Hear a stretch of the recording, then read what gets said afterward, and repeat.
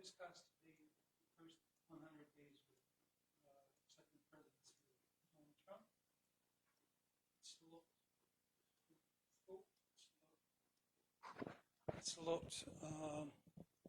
What happened during this 100 days, including several things which completely affected people sitting right here.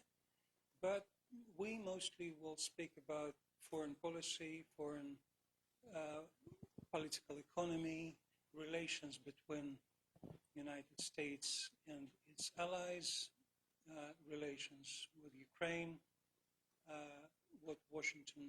how Washington now sees Russia, and again, developments in all of these areas are enormous. It's definitely, we have plenty what to speak about. So first I introduce our panelists. So Ambassador Daniel Fried, former US Ambassador in Poland, former Assistant Secretary of State, and we journalists between each other, we usually call Daniel Sanctions Tsar. So yeah, because Daniel Fried was responsible for sanctions policy of United States government for a serious amount of time. And he's also, as I remember, a senior fellow of Atlantic Council. Vladislav Inozemtsev is a very well-known Russian economist. He was the leader of Center of Post-Industrial Society Research, many affiliations with Russian scientific organizations. Now he's here. He also participates in some political activity. I do remember that Mr. Inozemtsev participated as economic advisor for Ksenia Sobchak when she tried to be elected, or rather tried to not to be elected, maybe as a Russian president. But anyway, for Russian authorities, Vladislav is kind of enemy of the state. So welcome here. And I'd like to start with my question to Daniel Fried. This first 100 days of President Trump in foreign policy, for you, on a scale of 1 to 10, was the most important event in his foreign policy steps that he enterprised for this 100 days? Are you asking about ideology or actual policy? Actual policy, actions, because about his statements, about his verbal policy, we can speculate later. But I mean, his actions, what was the most important? Well, the most important single action is probably the trade war, the tariffs. That is an actual concrete step, or steps, because he introduced tariffs, walked them back, introduced new ones again, walked sideways, so it's complicated. But the starting a trade has actual consequences, whereas threatening to annex Canada has consequences. It's alienated the Canadian society and changed their electoral result, but nothing has actually happened. With Russia and Ukraine, we'll get into that. I can't call it consequential because we don't know where it lands. That is still open with many possibilities, not all of them bad. But I would say it is tariffs within a conceptual framework of wanting to burn and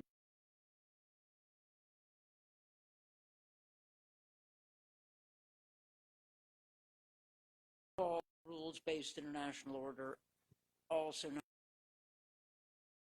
that's not an act. That's not your question. Your question was foreign policy activity. I'll stick by the tariffs for now. The same question to Vladislav. So what is the main thing Trump did till now? I completely agree with Mr. Ambassador, because the tariff war was by far the greatest shift and the greatest earthquake which Mr. Trump provoked during these 100 days. And definitely it transcends 100 days. It goes far beyond, because now we will see, and we already see, the Chinese response, which is very reluctant to negotiate about the possible, reduction of tariffs. So we see that the global economy is slowing down. The American stock market is fluctuating, is very nervous. So I would think that, yes, this is, of course, the most important thing. It will dominate the whole first year of the presidency, because for the system to become a little bit structured, I think it would take at least half a year or even more, because, as Ambassador said, Trump is doing a statement, then he recalls it, then he goes left and right and tries to renegotiate almost everything. So therefore, I think that this is a evolving story, which will be quite significant for the rest of the year. If you look on Russia and on Ukraine and on his steps here, actually, I would say that the politics of the White House is absolutely emotional, to my mind. It's absolutely emotional, because it seems to me that the president has no long-term strategy vis-à-vis both Russia and Ukraine. He is making his decisions to negotiate this resource deal, and then step by step he diminished his actually his claims. It was $500 billion, it was 350, it was 100, and then it's nothing. So this is for me very strange attitude, and I cannot understand what happens next. But nevertheless, what we see from Ukrainian and Russian deals of Mr. Trump is that he is very soft in his decisions, and nothing he says is final. And this is actually what we can see during these 100 days very clearly. Wonderful. So you both mentioned tariffs, and now I'll pretend, now I'll try to make an impression that I know nothing about economy and I know nothing about US budget. Can you explain to the people who actually sometimes, making faces and rolling eyes when they see Made in China thing, and that's really a lot of complaints that U.S. economy is mostly, after several decades, is now working on outsource from China. Now we see the trend is changing, and Apple just announced that most of their devices will come from Vietnam or from India, not from China anymore. Is it possible that Trump, by his rhetoric, his awkward and sometimes inconsistent, as you said, messages, still trying to get this message delivered, which is in core of his mind, like deliver the message to Europeans, please pay more for NATO. Deliver the message for Chinese, please treat us. Is it possible that it's just a problem of his language, and now we speak about his language?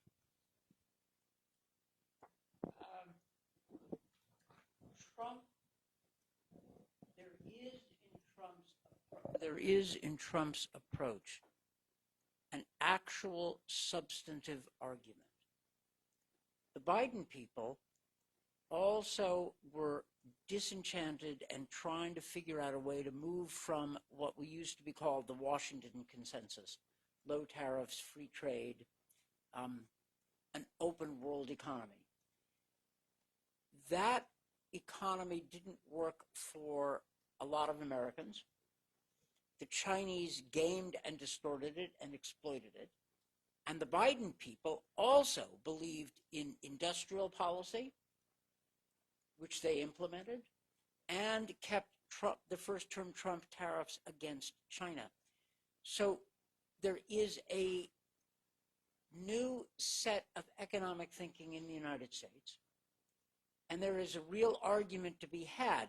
The Biden people never could decide how far to push this because they were afraid of the short-term impact of inflation because of COVID.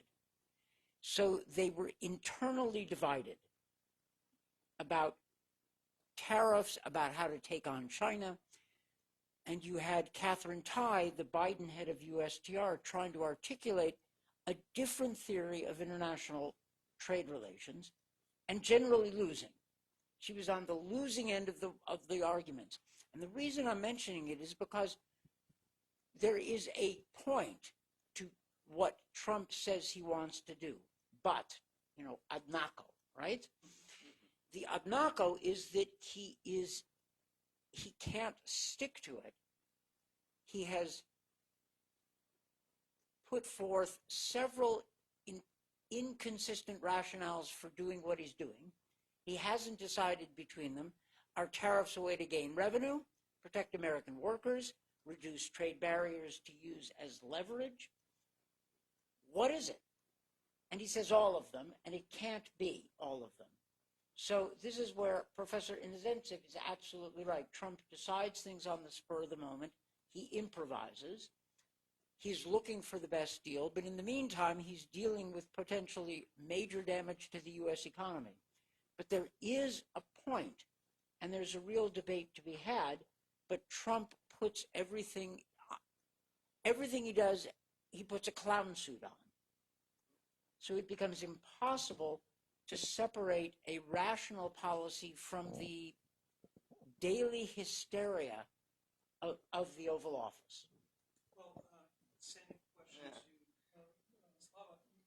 Do you think that his rhetoric is actually maybe undermining his good intentions? And maybe, again, because your colleague, one of your colleagues, Professor Konstantin Sonin at Chicago University, with whom I spoke yesterday, he said, okay, just get real. We all should know by now that he doesn't mean what he's saying. He means only when it's signed, and what's signed is usually completely different from what he's spoken. So is it just time just to give up listening every word and see only actions? Yeah, maybe yes, because of course it's better to see what he did, what he does, and what he talks about. It's definitely for the better. But actually, just a little bit developing the arguments of Mr. Bester, I would say that the very idea of this tariff war was, I think, explicable because Trump inherited a situation of which someone can be really very much, worried about, because the tariffs were elaborated, the tariffs policy was elaborated in March, announced on April the 2nd. In February, you have the biggest monthly deficit of the US federal budget for years, twice as big foreign trade in goods deficit compared to 2024. So it was, it can be believed that the economy is really in a free fall. Financially. And so when Trump announced these terrible tariffs, it might be, a part of this dissatisfaction of what was going on. The problem for me is twofold. First, about the rhetorics and about, how I personally see the situation. The first problem for me is that, look, if you look on the history of tariffs, for example, for the last 200 years, you will see that every time in history, if a country is on the rise, for example, like the Great Britain in the mid-19th century, if a country is in a dominant position, it advocates low tariffs, vice versa, low tariffs for imports and exports, just to dominate the global market, to expand as fast as you can. When economy goes into retreat, when you have another dominant power emerging, the retreating economy defends itself by tariffs. It was forever. The United States also implemented this policy of free trade after the Second World War, when they absolutely dominated the global industrial economy, and they facilitated this and they pushed this policy forward till the early 90s, when the United States became unipolar, when the unipolar moment came for the United States. So the major message for me, as a bystander, as someone who looks from a side, was that if you introduce such a huge tariffs, you understand that your economy is losing, is in decline. This was a very powerful message, and I cannot do anything against it, because if you want to defend yourself, you are not in a very good shape. This was the first point. The second point, actually, also very important, is that you are talking once and again about defending American workers. But if one looks on the dynamics of the welfare, the well-being of the American society since, for example, the mid-90s, I would say the major element of the growing well-being of the American society for all these 25 years was the import of deflation. Because with goods coming from China, from Japan, from South Korea, from other underdeveloped world, you import deflation, you import cheap goods, and without rising minimum wage, without rising the real standards of living, the real standards of pay to the American workers, you can improve the quality of life. Now you want to cut this off. So you want to help American workers, damaging American consumers. And the number of consumers in this country is 10 times more than the number of industrial workers.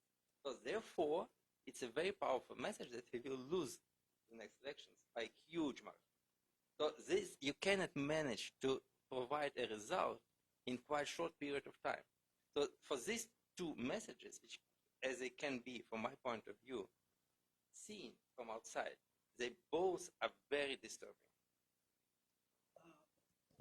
I'm absolutely sure that next time we should have Slava giving his economic lections here. So just for us to go in more details about economy, but I was thinking more to speak about policy here, because like economic foreign policy and economic and diplomacy and so on. So now we slide into, yes, please. One more thing about Yes. the economy, because I agree with Professor Inozemtsev's point, and I can add to it. Trump is acting in the American tradition of what I call declinism. The sense, and this has been around since the 1960s, that America was on the verge of decline. And the reason I mention it originating in the 1960s is because it's generally nonsense. But Trump believes in it, and his sense of American industrial strength is rooted in the 1950s. Steel, automobiles. Now, Biden's people were trying to base an industrial policy on future technologies. They were probably right, but they didn't act with enough determination. They didn't have the support. Democrats tend to overthink. Republicans sometimes don't think at all. It's a cliche, but Trump is rooted in a kind of economics of nostalgia. And that is dangerous, because we're not going, I'm certainly a believer in pushing back against the Chinese if they use unfair trade practices to destroy American automobile manufacturing. Fine, I've got that. I'm not a free trade purist, but you cannot have an economy based on producing low value added goods. That's not going to make you rich. Another question is to what extent he believes in what he's saying, or he's provoking you to believe that he believes he's saying about it. Also, it is the huge part of his policy and other people who he respects, actually, to provoke nostalgic, traditionalistic feelings. It's like they declare it like back to normalcy, yes? But it works with people. Now, let me move from economy to the most tragic and most consequential, I think, event in the world now. I mean, Russian war in Ukraine. And you mentioned both. You mentioned that the biggest thing was tariffs. For me, on par with Trump's step in tariffs was the reconnections with Moscow. So because for 3 years it was clear that Putin doesn't have a counterpartner in the free world. He cannot speak with anyone in G7 as an equal partner. And conversations between Trump and Putin, that's what changed the whole atmosphere, which we have for the last 3 years. I see now many, I would like to say, professional diplomats who were saying that, okay, maybe he's right to reestablish contacts because you need to talk, at least to deliver your points of view, and okay, to finish, as they say, this senseless war. Do you think that opening the conversation with Moscow, Trump really shifted something in like in a direction which was different from what was before for 3 years? I'm not against diplomacy. I'm against dumb diplomacy. And I don't know whether Trump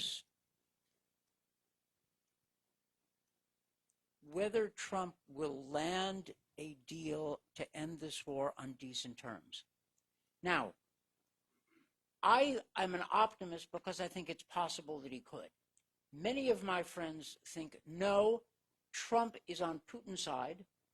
He likes him as a fellow autocrat. He is as enamored of Putin as the America First movement in the late 1930s, early 1940s was enamored of Hitler. A lot of my good friends and former colleagues believe this. I'm not sure. I'm not saying that they're wrong, but I'm not sure. Trump's plan for Ukraine could work. That is, a ceasefire based roughly on the current front line, plus security for Ukraine. This could work. Trump also thinks, and I think he's utterly mistaken in this, he is hypnotized by this perennial notion of a great U.S.-Russian partnership that can bring lots of wealth to Americans. Americans have been chasing this for generations, sometimes on the left, some now on the right. It's nonsense, but it doesn't matter what I think. He seems to think so. What I don't know is whether Trump will realize that Putin is jerking him around and is not seriously interested in any reasonable solution for Ukraine, at which point Trump could put pressure on Russia and actually quite possibly land a good deal, or whether Trump is going to simply give up, walk away, and allow those parts of his administration who are either suckers or fulfilling the role of the typical naive or blind American, or are actually on Putin's side for ideological reasons. Tucker Carlson, for example. He's the right-wing equivalent of the left-wing idiots who did the pilgrimage to Moscow in the 1930s, okay? You don't need any American telling you about all this. But I don't know. And I think there is plenty of evidence that the Trump administration is internally divided. General Kellogg's team versus whatever it is Witkoff is doing. Waltz is out. If Seb Gorka or, yeah, I know, right? If Seb Gorka or Steve Miller come in,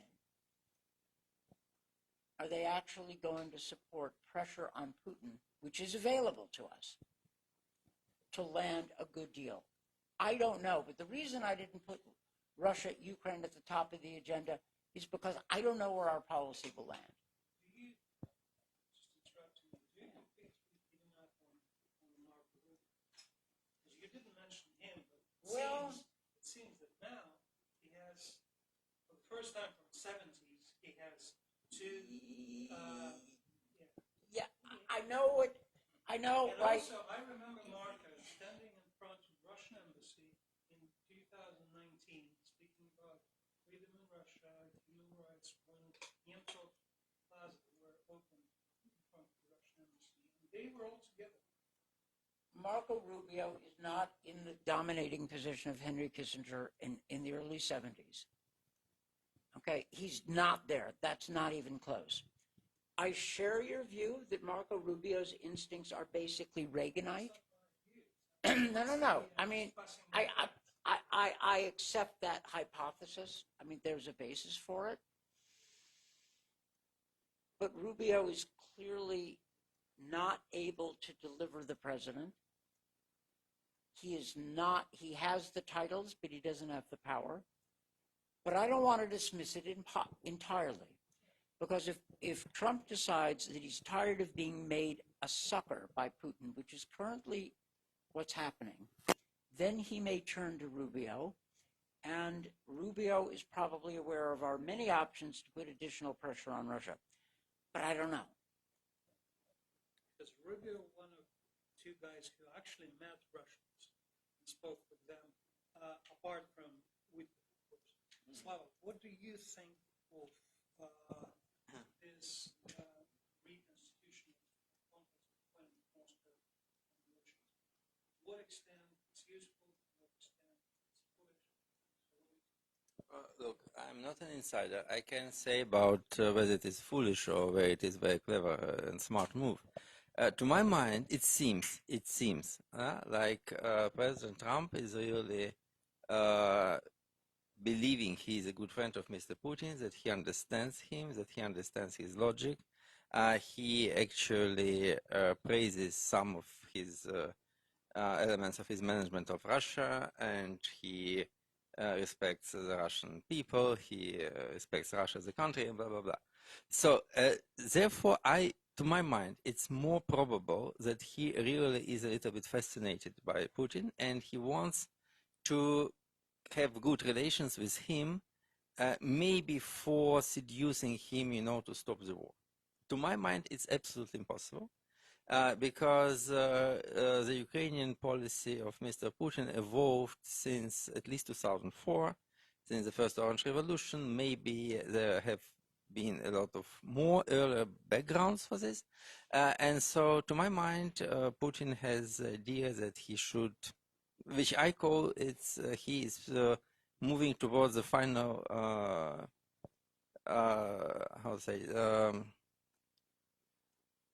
the final solution of the Ukrainian question, as Hitler wanted the final solution of the Jewish question.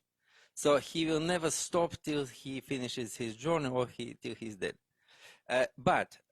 So therefore, I would say Trump will not succeed in doing this deal, because the difference in the positions between Russia and Ukraine is so big, so huge, that the deal can be orchestrated, actually. So therefore, I will think that Trump embarked on something which he can deliver. But here is one interesting point which I would like to share, which for me is very clearly seen in Moscow. Trump's activity in seducing Putin, in building this good relationship, has produced a very strange effect in Moscow. It's an effect of strategic uncertainty. Because before Trump called Putin on February 12th, the perspective was very clear. We are a united military camp. We are fighting Ukrainian Nazis. We should prevail. We have the biggest military budget in Russian history. And so absolutely clear. Then Trump called, investors immediately revived, ruble shot up, the stock markets also went up. It was a sense of absolute optimism for some time, because then it came, the scandal in the White House on 28th of February, and in Moscow everyone was really fascinated. So, okay, he will pacify Zelensky, and we will win, we will get whatever we want, and then we will go even further. And all of a sudden, everything is turned up. So therefore, now no one in Moscow understands what is going on. And this sense of uncertainty is the biggest enemy of any future stability for Putin's regime. So my point is that up to now, Trump has did a lot of good work against Russia, because now the Russian leadership is really a little bit divided. The oligarchs and the leaders of the economic sector, they definitely want peace. For the first time, they saw the benefits of peace, of probable peace, and they are absolutely for this.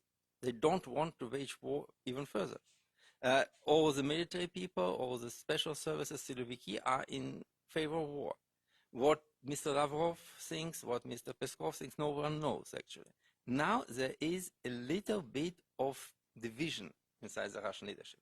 And this is actually a big step from what it was before the February 12th. Because before this, they were absolutely solidified. I would probably agree with that, because when I spoke after the year and a half, for example, after the beginning of this war, with my colleagues journalists who still had these sources in Moscow, they actually confessed that we didn't expect this unity, because many of them decided that now we are all in the same boat. And of course, Putin and Putin's people just watching if anyone can blink, so he's a traitor. So now a lot of them are blinking, actually, and Putin himself is blinking, because he's speaking about unconditional possibility of unconditional stopping of all warfare. At the same time, in the wartime, it definitely matters what the country as United States say. So, I mean, of course, when Trump is clashing with Zelensky, and when he, even after a lot of what happened with bombing of Kiev, with bombing of other cities, is not saying something explicit, but rather saying it was a mistake and it was bad timing and so on. So in the wartime, it's kind of confusing as well. So what do you think, could Trump's rhetoric change if he really, as Ambassador Fried said, will believe that Putin is just, stretching the time, playing with him, and he's not sincere? Do you think that the behavior of Trump, not only actions but behavior, his vocabulary will change? It may be, I don't know, but actually I think he realizes that Putin is not very sincere with him, because Putin really, look, the problem for Putin is that he is a good player. He just wants, to make risky bets. And he did once this time when Trump proposed this and this and that, and Witkoff came to Moscow and then to St. Petersburg and then once again to Moscow, proposing something, and Putin said, no, we just want the same that what I had said before. This was not a very, I would say, smart and flexible position. And I don't know what Putin really believed in and what was his expectation, what were his expectations. But nevertheless, at some point, it was too much, even for Americans, I think. And so therefore, yes, I believe that Trump will change his rhetoric. My point, when I first heard the first Trump remarks about Ukraine and Russia in January and February, so my point, we already mentioned Kissinger. My point was that Trump wants to repeat the Kissinger experience with the Paris agreements.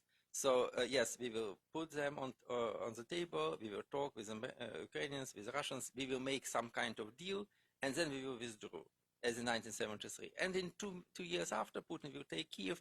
We will at that time will be very busy with China, and not our matter. But he is not even successful in doing this. There is no actual agreement between Moscow and Kiev. So he cannot even manage to put them on one table. This is a big problem. So I can imagine he will withdraw and just leave this to Europeans, to both Russia and Ukraine, just to see what Europe can do, and just, to take a pause in this. I think it's quite probable. Now we're sliding into another planned part of our discussion about relations with Ukraine. And what I think of Trump, and actually I could share my experience because I saw with my own eyes when Trump first met Putin. It was on G20 summit in Hamburg. And it's really funny because Putin was speaking with the guy who also tried to charm him into complete friendship with Japanese Prime Minister Shinzo Abe. And when he spoke with him, Trump approached Putin from behind. You can see this, and like, hey, at last. So they were understanding and probably sympathizing each other from the very beginning, which we do know nothing of what sort was between Trump and Zelensky. But lately, we were witnessing two small chairs and two guys sitting in Vatican in front of each other, talking in a rather serious, friendly manner. And I imagine Trump as a man of TV picture. He always picturing how he looks, always. And some looks probably some people don't like, some people like, but he usually considered himself as a TV personality. Of course, he knew when he was in Vatican sitting with Zelensky how it looked. So, do you think that? And then it was, of course, Scott Bessent and Yulia Sviridenko signing real agreements. So, can we prognose that from this moment, from this week, everything is changing because it's a very heavy and huge blow sent to the Russian side now after these two major actions, talks between Trump and Zelensky in Vatican, and the signature of under the deal between Kiev and Washington. Ambassador.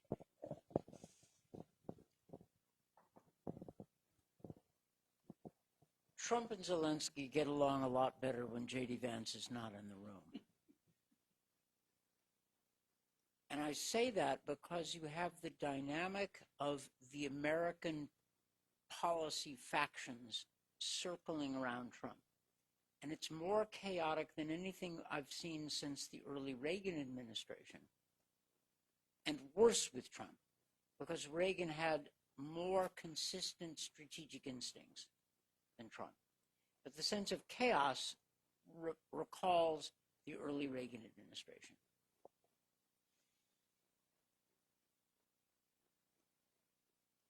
It appears that Trump realizes on some level that he's being played by Putin, and he doesn't like it.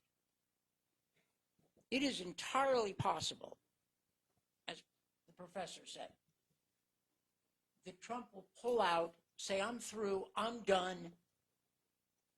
Europeans have to handle it. I'm walking away. He has said that. He has said that several times. The last time he said it, it seemed, in retrospect, to be a negotiating tactic. That Trump loves theatrics, turning over the table, walking out in a huff, in anger. But Trump doesn't like consequences.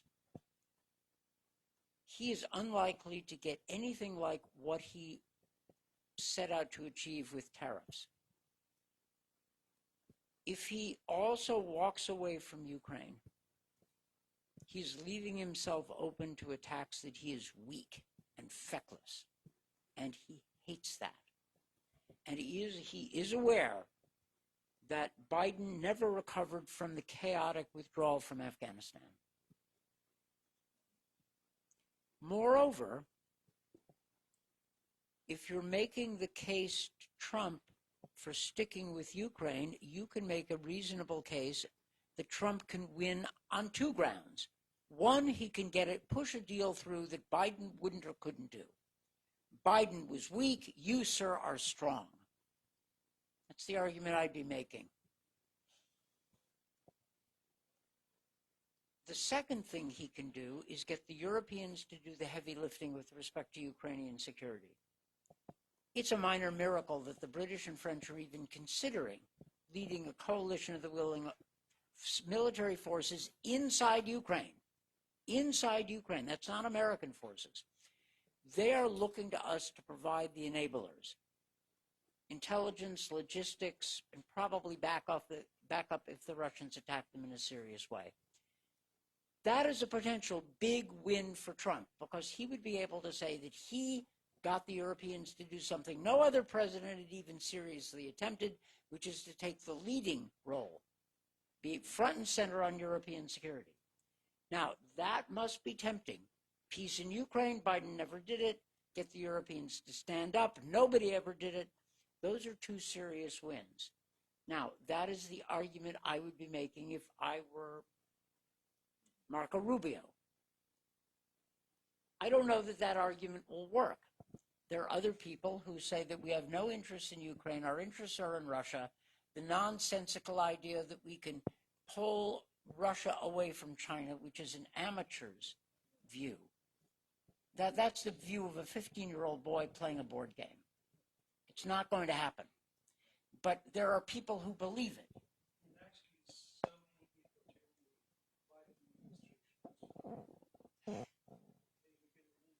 You know, happily, our task is not to take apart the Obama or Biden administrations on these issues. You know,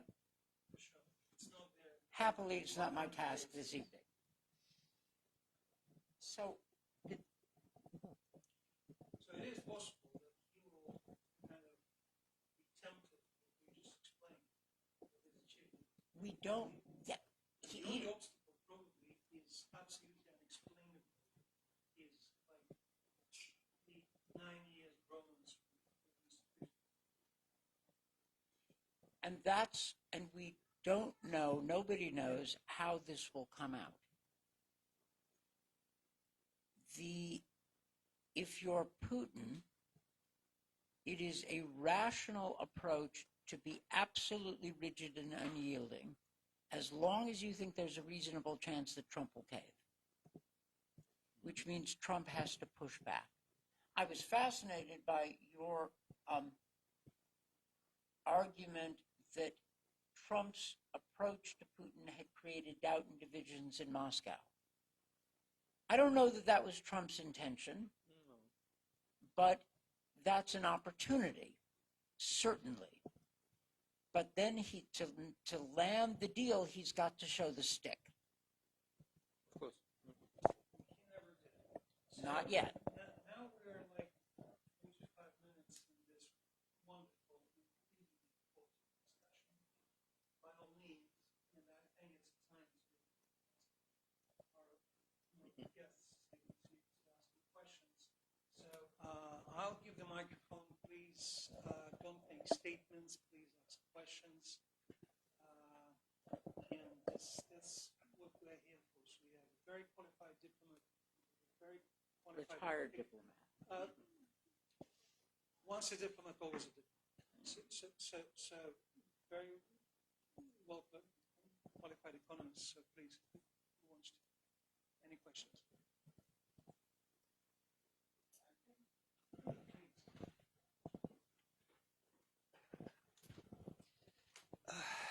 My name is Andrei Sarafonov. I'm former People Deputy in Moscow in October District in time of early 90s when democracy was just arising. Okay, so definitely the society is frustrated, shocked, embarrassed, ashamed, etc. The people's stocks went down. Many peoples are fired from government, significant amount, which is currently termed rift, reduction in force, which I personally call rifled, from the wording rifle. Okay, so when and approximately, and what is the point, critical point, when society would act against this, somehow to overcome these difficulties and adverse effects on it, because people definitely do not want their stocks, their savings go down and down and down, which they were accumulating for the whole life. For retirement, definitely it's a common problem. So what is the point of these processes predicted? Participants will respond. I'd like to say about one thing.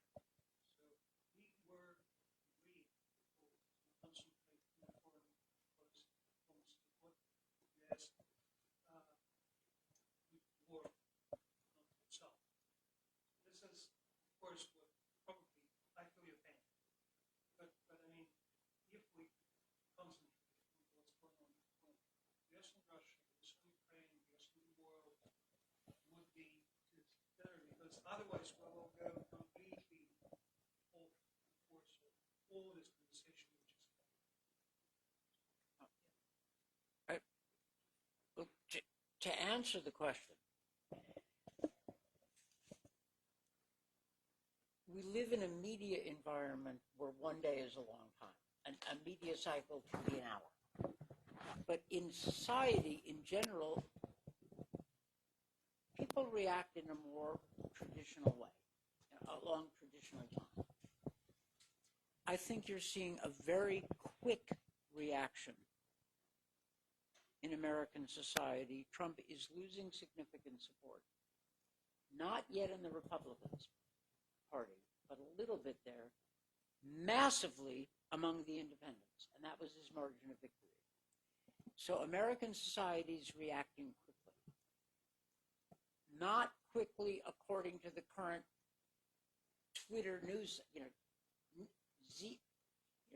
X news cycle, but in human terms, Trump is potentially in a lot of trouble. And that is also affecting his views. And I think American society is neither passive nor intimidated. Moreover, and I'll stop, but Trump is so aggressive that even when law firms or universities wanted to do a deal with him, his greed and arrogance and inability to stop means that there is no incentive to do a deal with Trump, because he will violate the deal. So you might as well resist. He is disincentivizing anybody who wants to work with him. Look, Columbia did a deal. They were criticized. But then the Trump people, instead of rewarding Columbia, increases the pressure. Meaning if you're Harvard, you look at Columbia and you think, what the hell? I might as well fight, because I'm going to have to fight anyway. So I guess what I'm saying is Trump's aggression is working against his own interests. Now, I don't know how this will end. Americans are in a bit of shock, because it has been a very long time since we have had to deal with these kinds of political pressures. Although I will say that every single one of Trump's worst instincts has a precedent in America, in American history. It's just that it's been so long we've forgotten it. We do have a tradition of authoritarian politics, of extreme violent racism. All of that stuff is in our history. It's our dark side. But it's not our only side, and Americans are not they're not fearful. Individual institutions are worried, like law firms, but not Americans. So Trump Trump is in trouble. Sorry to do a digression, but I couldn't not answer a perfectly legitimate question. Again, and that's Yeah. what I said. Yeah. I feel the need for these Yeah. questions, Right. for these answers. It's just not at the point of this exact event. And Slava, before you will answer, and because you want to answer, I noticed that before tariffs, you were just seriously less critical on Trump and seriously more critical on previous administration. That's what I remember. Can you? Yes, I was not very critical of Trump. Yes, and I actually thought he will win since maybe mid last year. Actually, anyway, even with speak economy, I would say that if his policies would be much more, I would say, subsequent and flexible and well-grounded, they can produce some better results. We agree with Mr. Ambassador that he is very emotional and hysterical, and this makes a very bad service for him. As the questions were concerned, I would say just two small points. About the stock market, for example, the stock market is in not the worst possible shape because now it recovered around half of losses, even more. Those who are investing in the stock market, the Americans, they, as I understand, they can wait and see. So therefore, for people to be very dissatisfied with the stock market movements, you should have the end of the year, the tax returns, all the results of the year. If the stock market is down by 20% by the end of the year, compared with January 2025, this will be a problem for Trump. Before, it's not a real problem. The bigger problem may come with real tariffs. So you have some kind of pension savings which you think you will use in 15 years. But if you go to the shop, if you shop at Amazon, if the prices are going 15% every week up, this is something which affects you here and now. And if it happens, this would be much more disastrous for Trump than the stock market valuations. This is my point. And actually, no one was in better position to undermine Trump than Jeff Bezos when he said that we will put the tax in a special, mention in Amazon prices. And this would be, it's a serious knockout. But he was First, he was immediately reprimanded by the administration as he is saying a political move. Yeah. So we already about 1 hour in this conversation. Room is really hot. You all know it. So I'm about to wrap it up. I think, but we have opportunity for 2 more questions.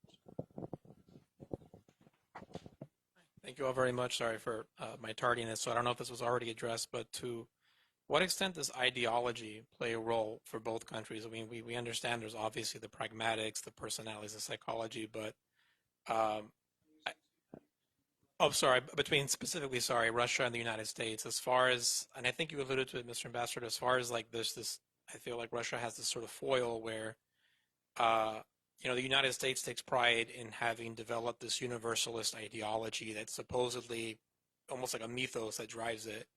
And my understanding is that, and I don't know if it's true, but I think in Russia, obviously there was the communist experiment, so to speak, that sort of was a challenge to that. It was one of the few countries to have that universal ideology.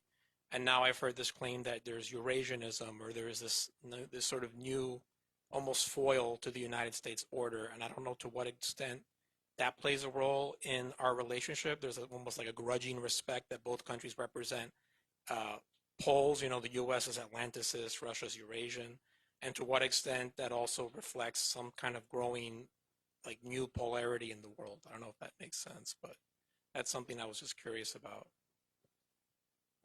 Thank you.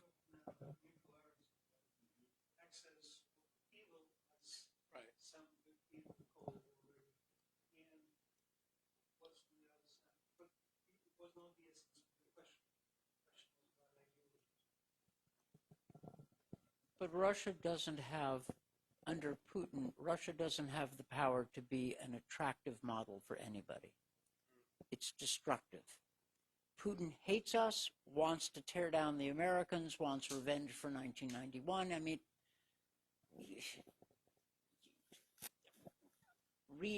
I remember reading his statya, before the invasion of Ukraine, obsessed with the 17th century.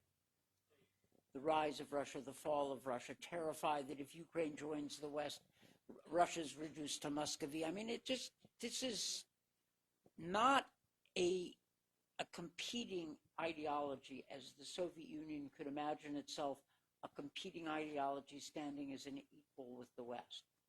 This is not that. China is the serious rival to the United States. Russia is a more destructive force for now. Okay, I do not believe that Putinism is the only possible future for Russia. I don't believe in that. That's another issue. But I also don't forget that Trump doesn't like the American universalism. He thinks it is globalism. It's nonsense. He can't stand it. He believes in the nation state. It's the tradition we call Jacksonianism. Okay.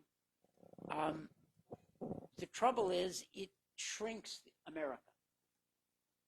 It makes us a North American power. Last time we tried it, it was an absolute disaster. So you have both countries sort of grappling with their roles. Russia has a reason it lost its empire. America has no excuse except the economic stresses of the last generation or two, the economic and social stresses. So variables. Anyway, there's more to say, but I didn't want to go on to that. In most points, I completely agree with Mr. Ambassador. Because, of course, Putin doesn't have any kind of ideology which can be comparable with the Soviet one, communist, because communism was a kind of universal ideology that you could join. So any country, any nation could join this communist movement and, to be a part of it. Russian ideology is becoming more and more particularistic.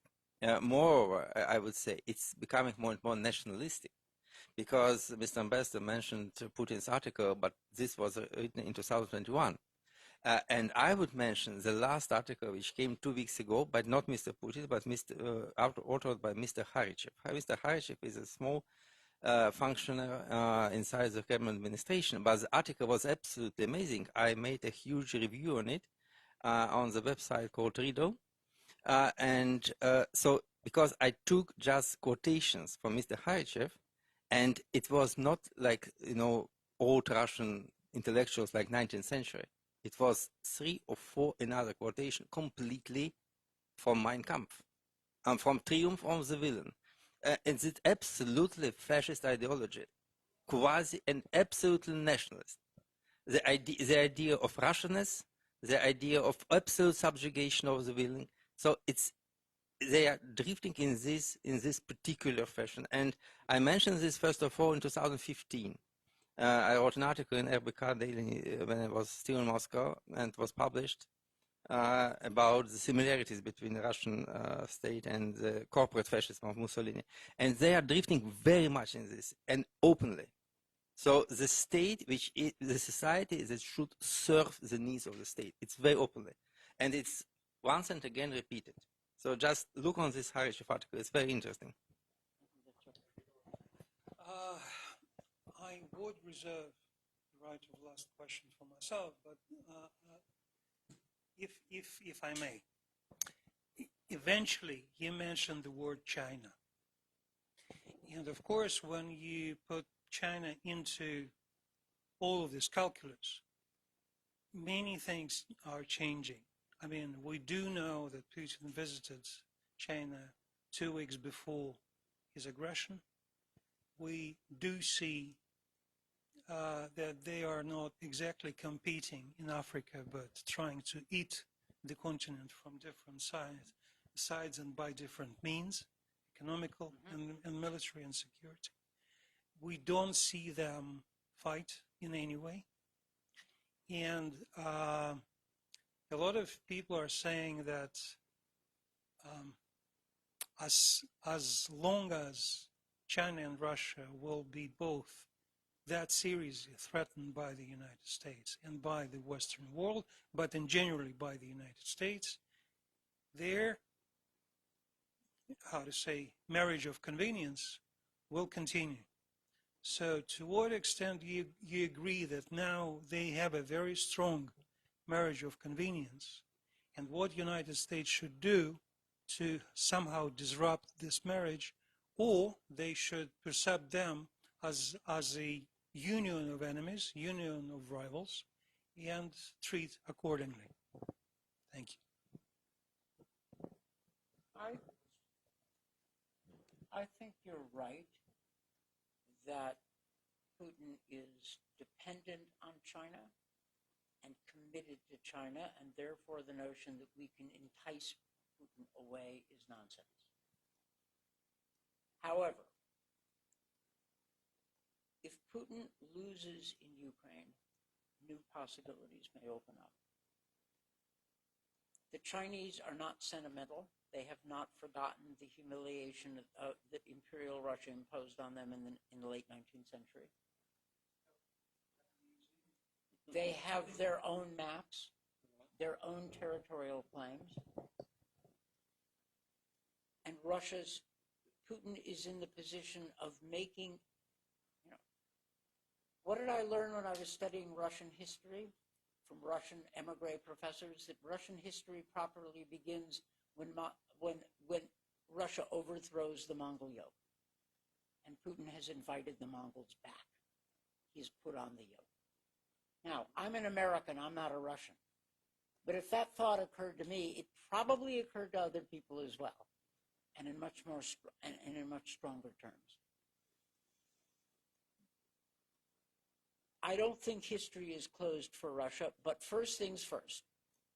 Defend Ukraine.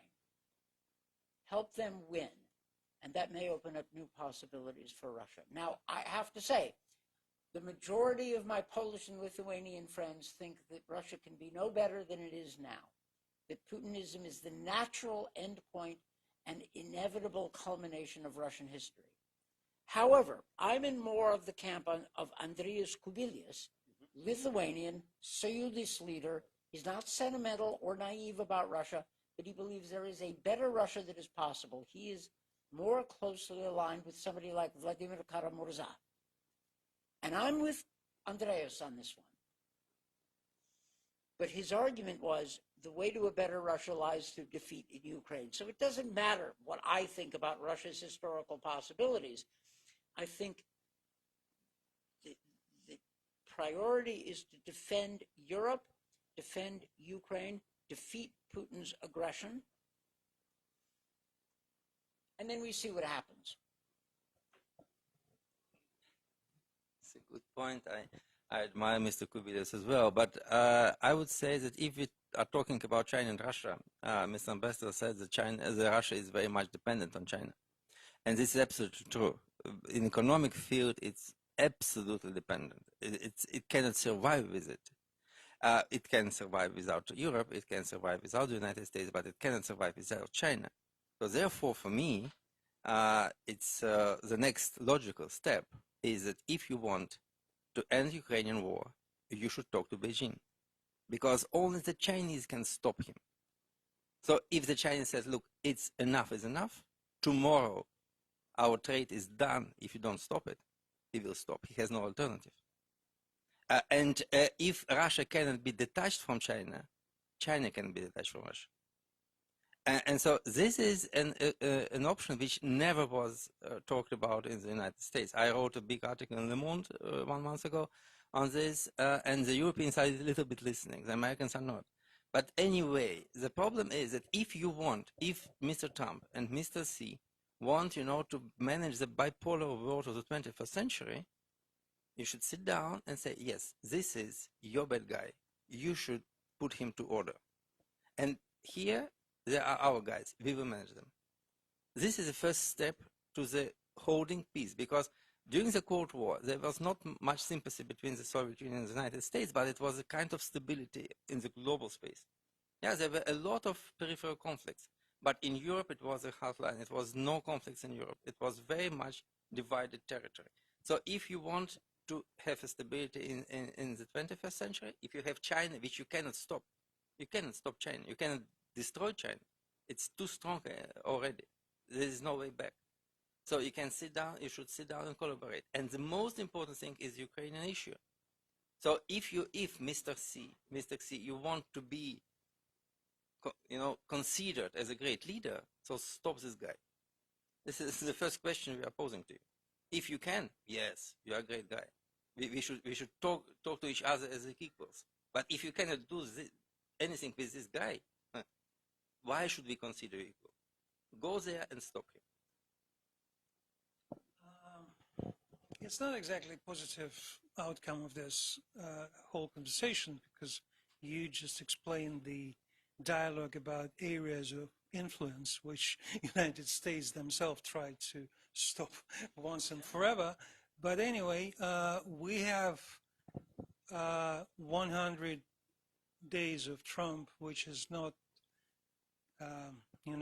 beginning of the end. This is not the end of the beginning. It's just the beginning of the beginning.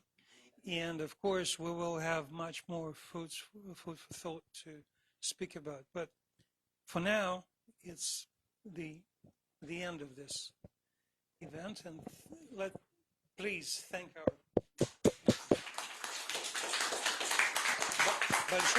большое спасибо вам обоим.